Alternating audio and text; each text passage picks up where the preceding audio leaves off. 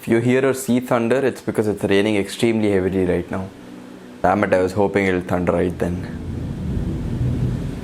Did you hear that? That wasn't me farting, that was the thunder. Today I felt like talking about something that most people think is extremely basic, but to get it right, it's probably the hardest thing to do. I know this sounds like something you would ask a 5-year-old, but as we grow up, it becomes very crucial to understand what kind of goals we are setting and how we are going to get there. In short, it is very important for each and every one of us to know how to set our goals and when to set them. Personally, I'm not a believer of long-term goals because long-term goals have never worked for me so far. Now, I understand that you might be thinking that as a person who is young, it is my duty to believe in the process, to aim at the long-term goals. But in all honesty, they've never seemed to work for me.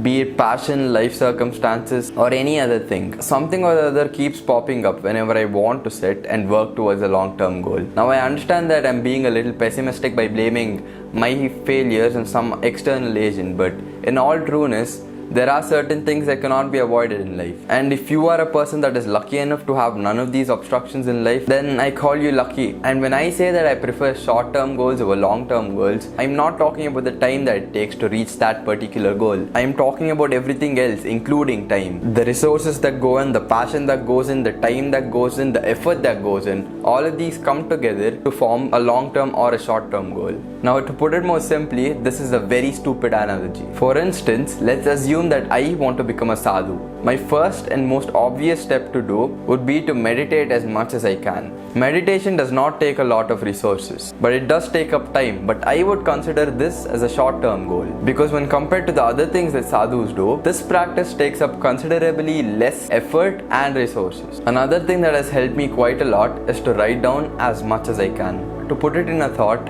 we suffer more in our minds than we do in reality because sometimes our minds tend to make a mess out of things, and when we write them down, we are structurally breaking down every single thing in our mind. And the last thing that I couldn't thank myself enough that I've been doing for so long is to be doing something constantly that is out of the mainstream. Picking up habits that will not necessarily develop a group but oneself.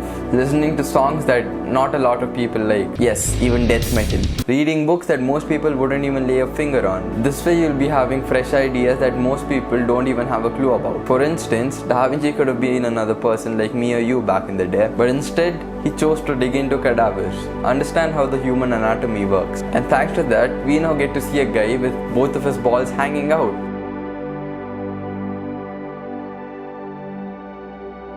I wish luck and light to the whole world and us. Stay safe.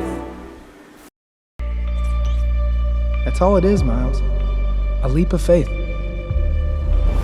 Like, what's up, danger? Like, what's up, danger?